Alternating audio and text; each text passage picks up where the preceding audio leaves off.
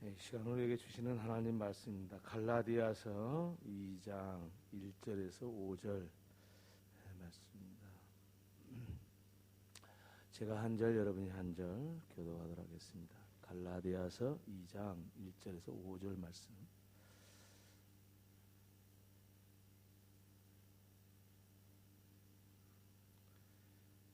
신약성경 303면 갈라디아서 2장 1절에서 5절입니다. 2장 1절부터 제가 읽겠습니다. 14년 후에 내가 바나바와 함께 디도를 데리고 다시 예루살렘에 올라갔나니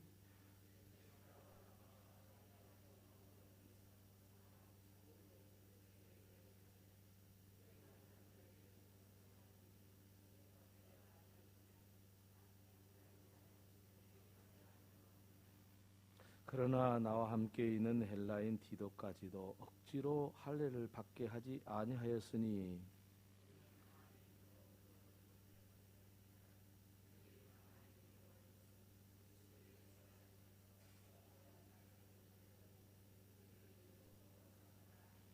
함께 읽습니다. 그들에게 우리가 한시도 복종하지 아니하였으니 이는 복음의 진리가 항상 너희 가운데 있게 하려 함이라. 아멘. 구역장으로서의 모범을 보여줬어요. 저 구역이 그렇게 예배 드릴 만한 사람이 많지는 않아요. 수요 예배도 잘 안 나오는데 너무 감사하고요. 앞날이 아주 보입니다. 우리 김대원 집사님, 정진 집사님 부부인데 우리 딸 은희까지 나왔었는데 크게 더 격려 박수 한번 보내줍시다. 감사합니다. 너무 감사합니다. 고맙습니다.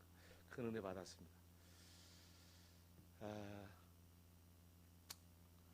오늘 갈라디아서 2장에 들어왔습니다. 2장 1절에서 5절까지의 말씀인데 제목은 복음 안에 있는 자유함, 이런 제목을 함께 은혜를 나누고자 합니다.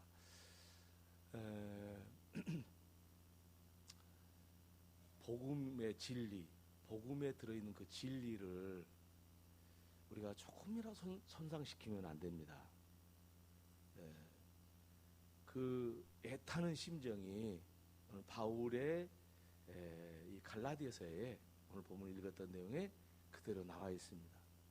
복음의 진리를 변질시키고 왜곡시키는 것은 그것은 하나님에 대한 그런 그 사악한 짓 중에 가장 큰 짓이에요. 그러니까 하나님이 주신 이 복음의 진리를 우리가 훼손시키고 변질시키고 그러면 절대 안 된다, 그런 뜻이에요. 다른 것은 좀 양보해줘도 괜찮아요. 그런데 이 복음의 진리는 양보해주면 안 돼요. 그건 우리 목숨 걸어놓고 지켜야 되는 거예요. 그 요즘에 세상에 너무 이렇게 사상도 발달하고 깊어지고 뭐 나름대로 이 세상이 뭐 멋지게 돌아가는 것 같지만은 오늘날의 그 상황에는 이 말이 너무도 절실히 필요할 것 같아요. 바울 시대도 굉장히 중요한 순간이었습니다만은 오늘 이 시대도 굉장히 아주 복음의 진리를 변질시키고 훼손시키고 그래서는 안 된다는 거. 그리고 지금 복음의 진리에 대해서 도전을 받고 있다는 거. 갈라디아서를 쓸 당시인 사도 바울에 대한 사도 바울만 그 복음의 진리를 지키기 위한 위협에서 결코 포기하지 않았던 것처럼 안 하는 것 같이도 오늘 살아가는 우리 그리스도인들도 절대 포기해서는 안 돼요. 가장 대표적인 게 뭐냐면은 그것으로부터 이제 많은 것이 부수적으로 일어나고 있는데 다른 게 아니라요. 그 종교다원주의예요. 예, 뭐 흔히 젊은 사람들은 압니다. 포스트 모더니즘이라고. 예, 그 말을 우리 영어인데 우리나라 말로 이렇게 번역을 하자면 그 포스트 모더니즘이라는 게 뭐냐면은 근대 이후 그런 뜻이에요. 근대 이후의 사상 이런 뜻이에요. 그러니까 근대 이후의 사상이 큰 변화를 가져왔어요. 우리 이 세상의 사상이. 근데 이게 어떤 사상이 변화를 가져왔냐? 그걸 말하면 절대 정신을 부정하는 거예요. 절대자를 부정하는 거예요. 어떻게 절대자가 있을 수가 있냐 이거. 근데 이전에는요 절대자를 다 인정을 했어요. 곧 절대자가 뭡니까? 하나님 아닙니까? 하나님을 다 있다라고 인정을 했어요. 근데 이전에 우리 사람들의 사상 속에 그게 딱 들어있었는데, 근대 이후에는 절대자를 부정한 거예요. 절대 정신이 없어졌어요. 그럼 무슨 정신이 생기냐면 상대 정신이 생겼어요. 절대 정신은 바꿔지지 않는 사상이잖아요. 근데 상대 정신은 뭐냐면은 상황에 따라 다 바꿔지는 거예요. 이럴 때는 이러고 저럴 때는 저러고 자꾸 바꿔지는 거예요. 그래서 어떻게 절대 가치가 있을 수 있냐? 절대 가치가 없는 거다. 있으면 이 세상은 상대 가치만 있는 거다. 그런 이야기를 하고 있는 거예요. 무슨 이야기냐면요. 금값이 말이죠. 여러분 항상 20만 원 합니까? 15만 원 할 때도 있고 20만 원 넘어갈 때도 있잖아요. 상황에 따라서 왔다 갔다 하잖아요.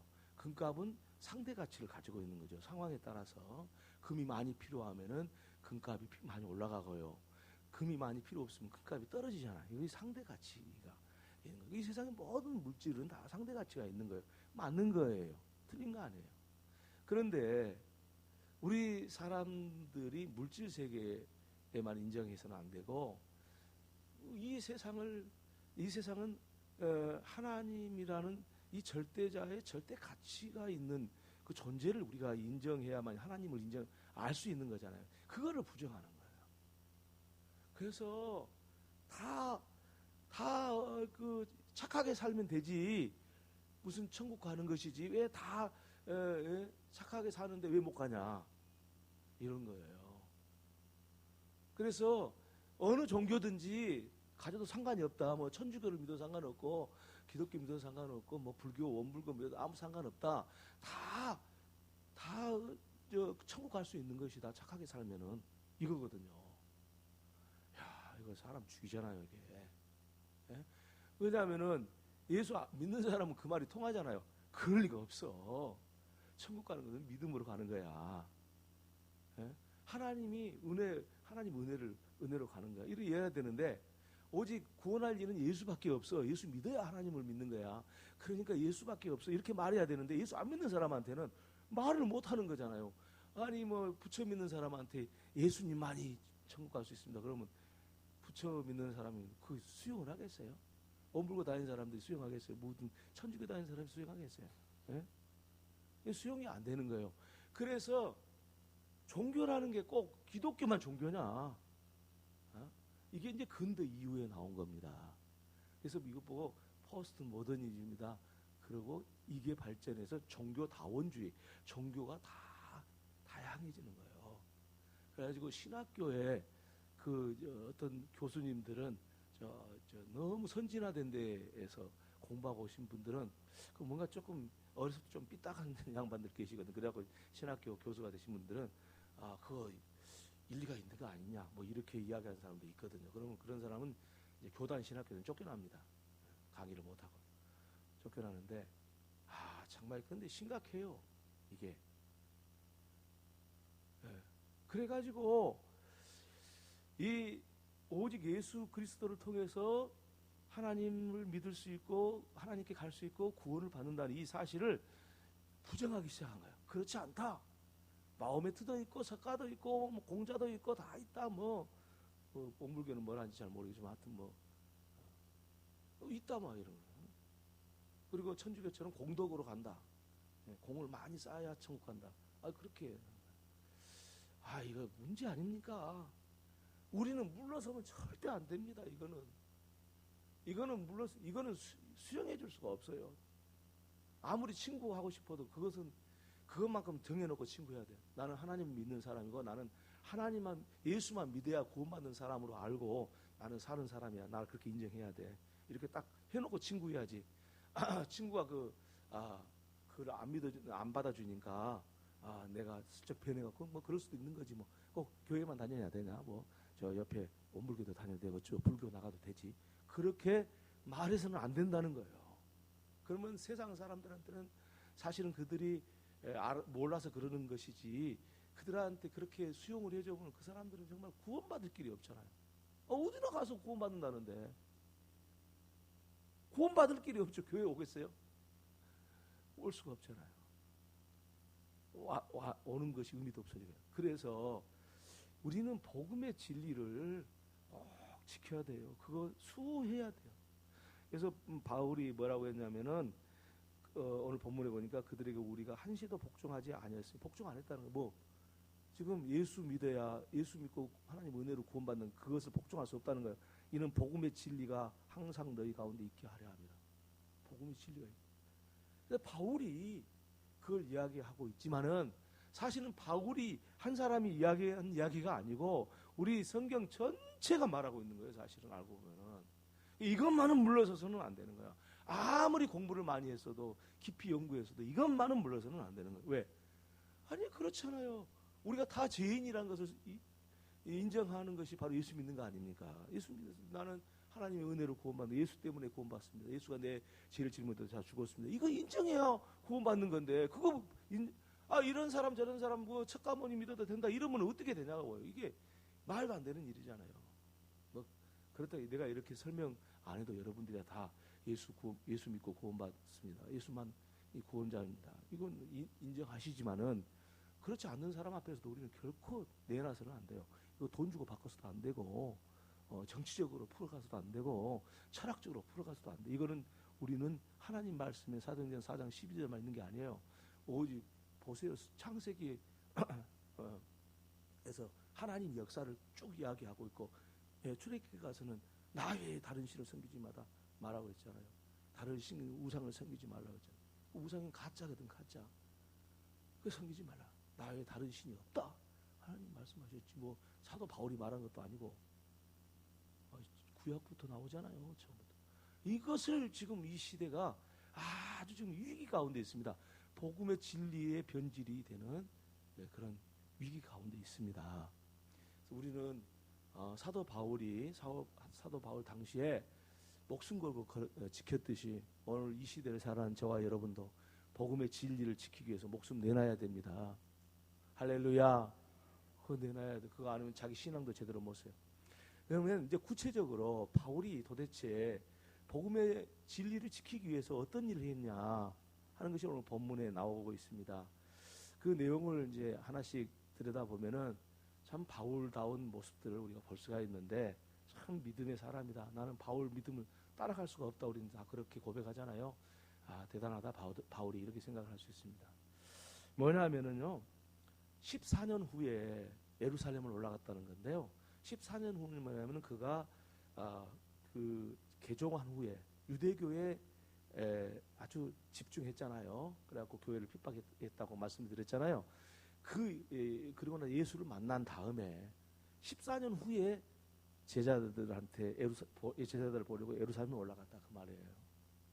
예, 올라갔다는 것이 중요한 게 아니고 14년 후에 갔다. 왜 14년 후에 갔을까? 이런 생각이 들잖아요. 왜 그동안은 안 가다가 왜 14년 후에 갔을까?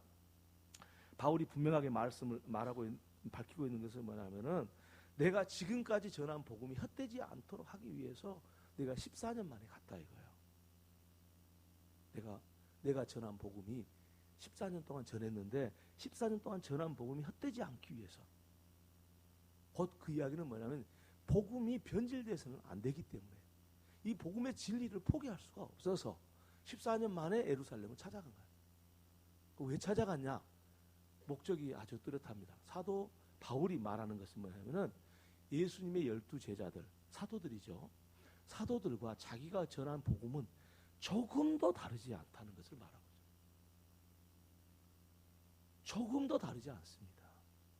예수님의 제자들이 전한 복음이나 사도 바울이 전한 복음은 조금도 다를 바가 없다라는 말을 말하기 위해서 간 거예요. 그러니까 이건 별것도 아니잖아요. 뭐 자기가 무슨 자기가 전한 복음을 꼭 가서 제자들한테 말해야 되냐 이런 생각도 들 수 있잖아요. 그런데 바울이 그렇게 굳이 14년 만에 간 이유는 뭐냐면 그게 대단히 중요하다고 생각한 거예요. 왜냐? 지금 이 12제자를 중심으로 사도를 중심으로 한 그 복음 전파와 바울을 중심으로 한 복음 전파 이 두 갈래 길이 있거든요. 근데 이것을 가지고 유대교에서 이간질을 시키는 거예요. 사도들이 이야기한 이야기가 맞지 바울이 안 맞단 말이지. 바울이 더 똑똑하고 너희들은 보니까 12명이어도 뭐 한 사람 못 이긴다. 뭐 이런 것이죠. 유대교에서 그런 역사적인 일들이 있는 거예요. 그러니까 바울이 14년 만에 다 선교하는 것을 다 내려놓고 올라간 거예요. 그런데 바울이 어디 있다 올라간지 아십니까? 그냥 뭐 어디 뭐 저기 서울 있다 부안으로 내려온 게 아니고요. 2달, 3달 걸어가지고 배를 타고 강을 건너고 바다를 건너고 2달, 3달 건너갖고 가는 거예요. 먼 데는 1년 이상 가야 돼. 멀리 가면. 바울이 소아시아 본토까지 돌아다녔잖아요. 예루살렘 가려고 14년 만에 가려고. 그것이 그렇게 중요한 거예요. 그런데 오늘날 이 말씀하고 우리하고 좀 비교를 해보면은, 야, 교회가 이런 바울과 같은 확실한 믿음과 분명한 이런 신앙이 있어야 되는데, 오늘날 교회는요, 그것에 대해서 별로 관심도 안 가져요, 사실은. 그게 마음이 아픈 거예요. 왜냐하면, 뭐 어떻게 믿으면 어떻다냐? 이렇게도 믿을 수 있고 저렇게 믿을 수 있지. 이렇게 하는 거예요. 믿음이 다 똑같은 거지. 뭐, 나는 뭐, 꼭 뭐, 주일날 뭐, 주일 성수해야 된다나? 뭐, 그냥 한 번만 하면 되지. 이런 식으로 믿을 수 있잖아요. 이거에 대해서 조금 정확히 지켜야 되잖아요, 우리가. 복음, 뭔가 뭐, 그 법을 지키기 위한 게 아니라 정말 우리가 신앙이, 바른 신앙이 뭔지를 포기하지 말아야 되잖아요. 그런데 자꾸 가면서 언제가도 말했잖아요. 우리 노예도 있어요.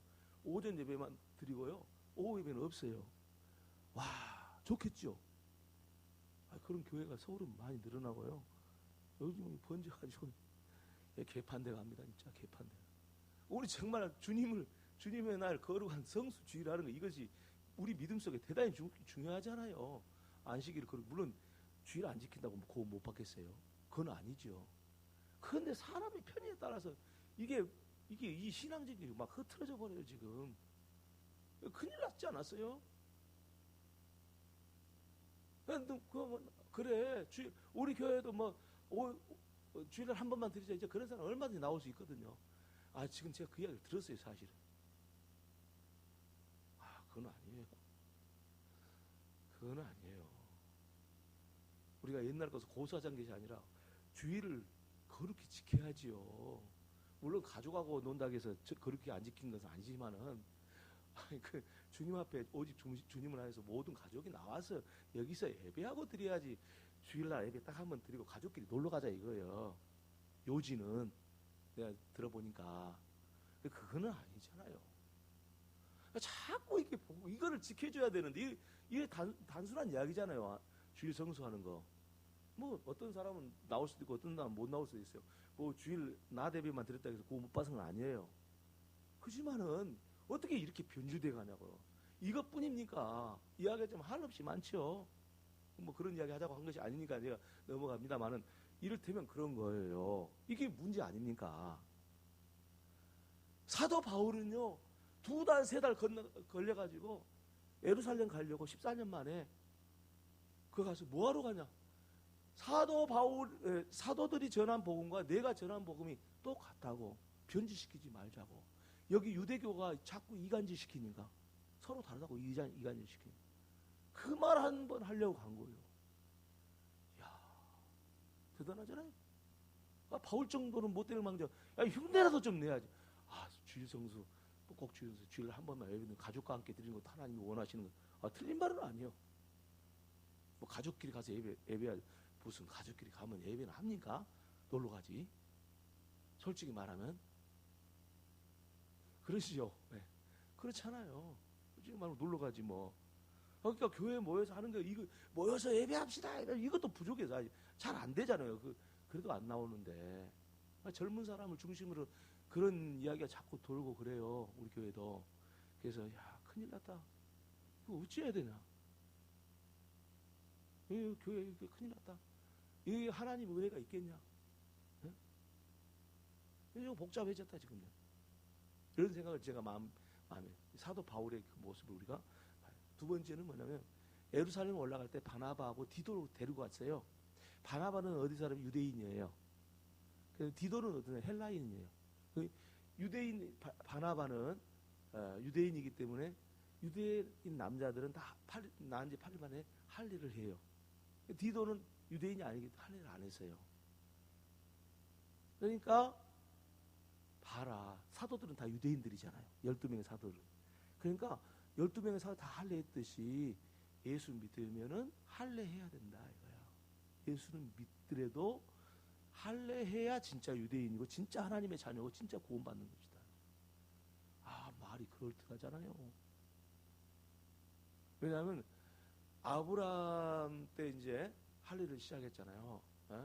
하나님께서 그 할례는 세례의 증표거든. 세례의 그 그림자와 같은 것이거든. 세례. 우리 세례 받잖아요. 세례는 이제 물 세례, 성령 세례 있듯이 성령 세례를 상징하는 거예요.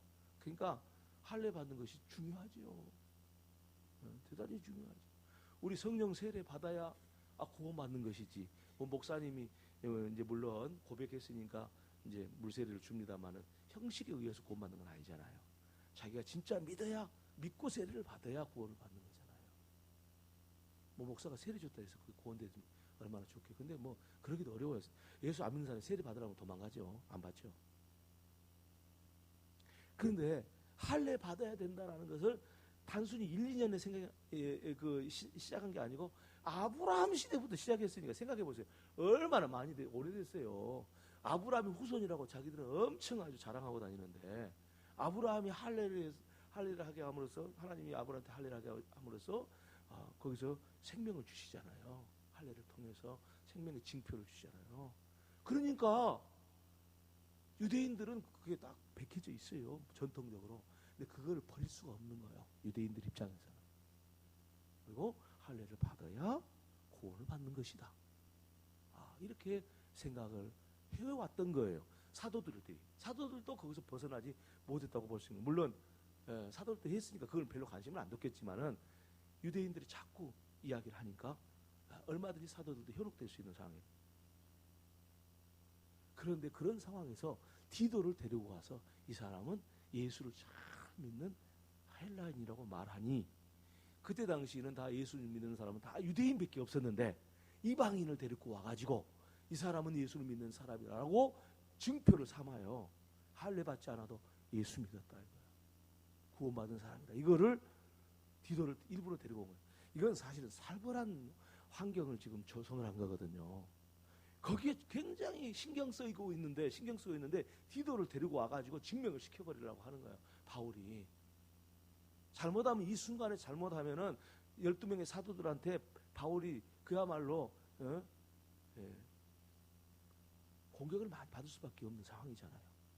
그런데도 불구하고 일부러 이것은 아니다 싶어서 디도를 데리고 가가지고 예루살렘에 올라가서 사도들한테 디도를 소개하는 거예요. 바울의 이와 같은 사실은요, 우리가 복음의 진리를 지키기 위해서 얼마나 많은 것이 필요하고 또 섬세한 우리의 생각들, 사상들이 필요한 거 알겠죠. 그냥 복음 지킬 수 있는 거 아니에요. 그래서 부지런히 기도하고 성경 읽고 서로 깊이 있게 기도하고 공부하고 그래야 돼요. 성경도. 신학적으로 열심히 잘 연구해야 돼요. 그 이제 목회자들한테 맡겨준 거지만 그런 연구가 없이는요 교회가 지탱할 수가 없어요. 왜? 이런 기준이 없으니까, 그런 논리가 없으니까 금방 넘어가 버려요 교회가. 바울이 참 위대한 사람이에요. 디도를 데리고 간 거예요. 자기 그 상황을 뻔히 알면서도, 분위기 안 좋을 줄 알면서. 그래서 바울이 뭐라고 하냐면 나는 계시를 따라서 올라간다. 계시가 뭐예요? 하나님이 말씀하신 거죠. 하나님 말씀하시니까 내가 올라간 거다. 이것은 하나님께서 바울에게 말씀하셨듯이 우리에게도 말씀하고 있잖아요. 사실 오늘도 마찬가지죠. 우리가 복음의 진리에서 벗어나려고 하면 하나님께서 가만 계십니까? 절대 우리 마음 가운데 자꾸 두들기죠. 복음의 진리를 벗어나지 말아라. 응? 진리를 벗어나지 마라. 그러면서 이 계시를 따라서 사도들한테 자기가 복음을 전했던 복음을 제시를 하는 거예요. 제시를 제출하는 거예요. 뭐 숙제를 제출하죠. 숙제 학생들이 교수한테 선생님한테 숙제를 제출하잖아요. 그런 것처럼 나는 이러이러한 예수를 믿고 이렇게 복음을 전했다라고 자기 자신의 것을 제시했다고. 제출했다 이거예요. 근데 제출해가지고 사도들이 그걸 다 들었어요. 이유는 뭐냐? 목적이 뭐냐? 당신들이 전한 예수의 복음과 내가 전한 예수 복음이 조금도 다름없음을 천명하고자 이 복음을, 자기가 가지고 있는 복음을 제시합니다. 여러분, 우리는 누구든지한테도 자기가 믿는 예수를 정확히 제시할 수 있어야 돼요. 누구 앞에서든지 제시할 수 있어야 돼요. 나는 이렇게 예수를 믿습니다. 나는 이런 예수님을 믿습니다. 딱 제시할 수 있어야지. 그거 상황에 따라서 이렇게 바뀌고 저렇게 바뀌면 안 된다는 거예요. 그래서는 안 된다는 거예요. 그러면서 바울이 뭐라고 하냐면은, 나는 이 헬라인 디도라도 할례하지 않는 게 좋다고 생각했다. 왜? 자꾸 그러니까 할례는 별거 아니라고 나는 생각한다. 그렇잖아요. 바울의 입장에서는 할례해도 되고 안 해도 상관없어요. 근데 할례하면 구원받는다 이러면 안 되잖아요. 물론 우리 주일 지킬 수 있어요. 안 지킬 수도 있고 지킬 수 있어요. 근데 주일 지키면 구원받는다. 그건 거짓말이에요. 지킬 수도 있고 안 지킬 수도 있어요. 예수 믿으면 구원받아요. 주일 지키지 말라는 뜻이 아니잖아요. 주일 지켜야 구원받는, 그것은 아니에요. 그러나 주일을 지키는 것은 믿음이에요. 그렇잖아요. 하나님 뭐 주일 지켜서 당연히 구원받아서 주일 지킬 거예요. 지킬 수밖에 없어요. 구원받아고 주일 안 지키는 사람 어디 있겠어요.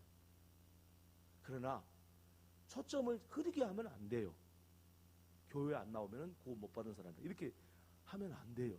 이거는 진리가 아니에요. 그렇게 말하니까요, 저한테 항의하신 분이 몇 분 계셨어요. 목사님, 아니 교회를 안 다니는데 어떻게 구원을 받습니까? 막 이러는 거예요.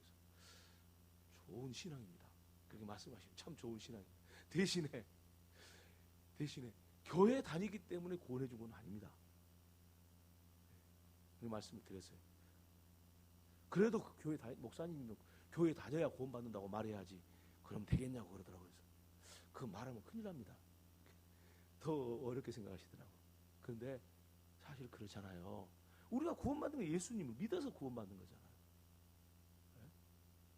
자, 이 유대인들은 유대인으로서 예수를 믿는 사람들은 이걸 버리지 못했어요. 그래서 이 사람들을 보고 뭐라고 하냐면, 바울은 이 사람들은 스파이다, 간첩이다, 간첩. 교회에 들어오지 말아야 되는데 이게 들어왔다 이거야. 바울은 단호하게 이야기를 하는 거예요. 지금 사도들은 어떤 사람들? 유대인들이잖아요. 유대인들 중에만 이런 사상이 있잖아요. 할례를 받아야 구원받는다고. 예수를 믿고 할례를 받아야 구원받는다고. 할례 받아도 좋지 뭐, 나쁜 건 아니잖아요. 그럼 할례를 받아야 된다고 하니까 이건 문제잖아요. 그건 중요한 게 아닌데. 그래서 바울은 뭐래요? 스파이래, 스파이. 그건 예수 믿는 게 아니고 가짜 예수 믿는 사람들이라는 거야. 단호하게 바울이 말했어요. 맞아요. 자기의 공로로 자기가 막 열심히 기도해가지고 자기가 헌신을 많이 해가지고 나는 구원받을 것이다라는 생각이 좀이라도 들어있으면 안 돼요. 그거는 하나님을 우습게 보는 거예요. 아니, 그리고 그렇게 구원받을 사람이 아무도 없어요. 성경은 전체 그렇게 돼 있어요. 내가 구원받기 위해서 내가 열심히 노력했다, 착하게 살았다, 교회 열심히 다녔다, 헌금도 많이 했다. 제발 그러지 마세요. 그거는 여러분의 자유를 딱 억압하는 거예요. 자유함이 없어요. 왜 자유함이 없냐? 그거 생각해 보세요. 어떨 때는 내가 착한 일하고 어떨 때는 나쁜 일 하잖아요. 그런데 그거에 매여 갖고 살아보세요. 얼마나 불편하겠어요. 무언가 하려고 그러면 내가 착하게 살아야 되는데 이거 나도 모르게 나쁜 짓 했네. 나도 모르게 예배당 나와야 되는데 이거 피곤해서 그냥 잠잤네. 그거 나 구원 못 받은 거예요. 구원에서 멀어진 거예요. 얼마나 불안해요. 그게. 자유함을 잃어버리잖아요. 그래서 바울은 그 사람들은 거짓 형제들이다. 보세요. 그들이 가만히 들어온 거짓 형제들 때문이라. 그들이 가만히 들어온 것은 그리스도 예수 안에서 우리가 가진 자유를 엿보고 우리를 종으로 삼고자 함이거든. 간첩이 들어와가지고 말이죠, 꼬신 거예요. 야, 예수 믿으면 구원받아, 맞아. 그런데 할례도 받아야 돼. 뒷말이 중요해. 그런데 할례도 받아야 돼. 이 말은 우리말 표현하면 뭐냐면은 예수를 믿어야 돼. 그런데 주일도 반드시 지켜야 돼. 그래야 구원받아. 이 말하고 비슷한 거예요. 좋은 말 같지요? 너는 복음을 변질시키는. 무슨 복음을 변질시키냐? 우리에게 하나님이 주신 복음은 뭐냐면은 생명이에요. 우리에게 생명을 줘요. 복음은. 근데 생명의 본질은 뭐냐면 자유예요. 자유함이에요. 생명은 본질 자체가 자유함이에요. 그러니까 하나님이 우리에게 예수를 믿게 함으로써 우리에게 생명을 줬잖아요. 하나님의 생명을 줘요. 하나님은 자유하시잖아요. 그게 하나님이시지. 하나님은 어디에 매여 계십니까? 그 생명은 우리 안에 있어요. 그러니까 우리는 자유함의 생명이에요. 그것을 억압하거나 변질시키거나 이것을 이 자유함에 대해서 뭔가 그 자유함을 빼앗으려고 하는 모든 말들은 듣지 마세요. 제발 듣지 마세요.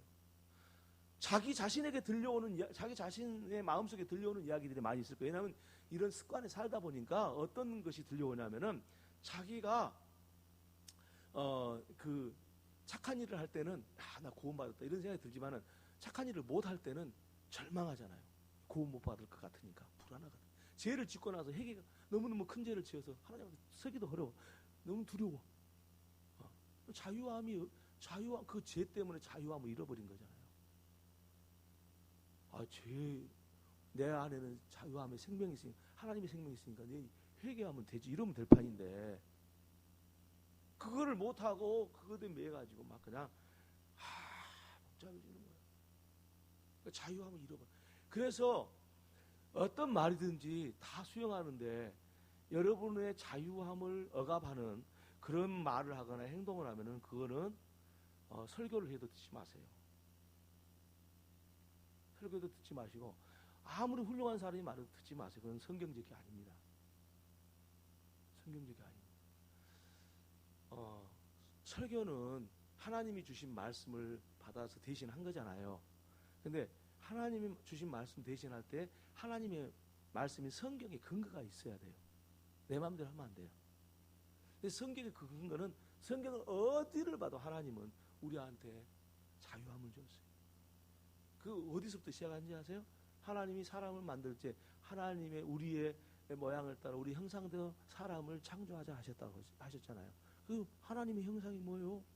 그게 자유함의 형상이에요. 마음껏 생각하고 마음껏 말이 되고 마음껏 행동하도록 우리 인간을 그렇게 하나님이 지으셨어요. 그러니까 하나님하고 우리하고 교통이 되는 거예요. 하나님이 로봇으로 지어놔서 뭐라고 우리하고 이야기하겠어요? 로봇하고 이야기하는 사람 어디 있어요?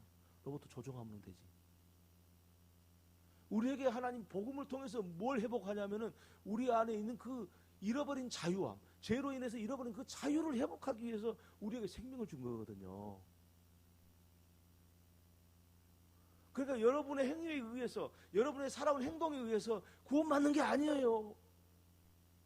착하게 살았기 때문에 나 구원받았다. 그거 아니에요.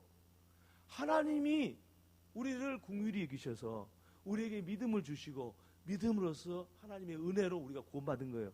1% 우리 노력도 0.001%도 우리 노력이 안 들어가는 거예요. 그것을 바꾸고 변질시킨 사람은 뭐냐면 우리에게 자유를 빼앗아 가려고 하는 거예요. 우리에게 있는 복음을 통해서 온 자유를 빼앗아 가려고 진리를 훼손시키는 거예요.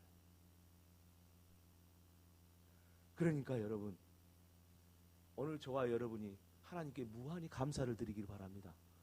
하나님이 주신 생명이 일처럼 아름답고 소중한 것인데 왜 억압하냐고요, 다른 사람을. 교회 와가지고요, 신앙 좋은 사람들 보면은요, 다른 사람들 항상 용납을 해요. 그러잖아요. 이야기 들어주고 또 친구 되어주고 또 섬기면서. 그런데 신앙이 좋은 것처럼 보이는 신앙 없는 사람들은 다른 사람 항상 억압을 해요. 집사님이 돼가지고 청소도 안 나와? 억압하는 거예요. 신앙이 좋은 것 같은데 없는 사람이 그 사람은. 자유함이 없으니까 자기가 자유함이 없기 때문에 그러는 거예요. 사람들한테. 자기에게 자유함이 있으면 사람들한테 안 그래요. 물론 다 사람들을 억압을 해요. 억압할 필요가 뭐가 있어요. 물론 업무적으로 이거 잘 좀 합시다, 이렇게 좀 합시다, 이런 건 맞죠. 근데 우리 신앙에 대해서는 절대 그렇게 말하면 그 사람은 복음이 뭔지 모르고 저 어린 신앙이거나 혹은 자기가 자유함이 없는 거예요. 그래서 다른 사람을 억압을 하는 거예요. 그래서 제가 자꾸 설교하면서 하는 이야기는 뭐냐면은 제발 다른 사람은 약점 잡아갖고 이야기하지 말아라 이거요. 그거는 아니니까. 왜 그 사람은 약점 잡아가지고 아니 왜 그 사람 인생을 하나님도 간섭을 안 하시는데 왜 사람이 간섭하냐고. 그런다고 해서 아니 간섭해갖고 될 것 같으면 아니 천번 만번 하지 간섭해갖고 되질 않아요. 하나님이 본래 우리 인간은 자유함의 형상을 주셨기 때문에 자기 자유를 침해하면 자존심 상하는 거예요. 수용 안 해요.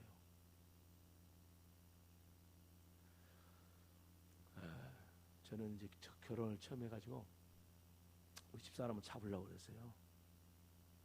남자들 안 그랬어요? 저 혼자 그랬나요? 막 정말 안 잡아지더라. 그러면서 느낀 게 있어요.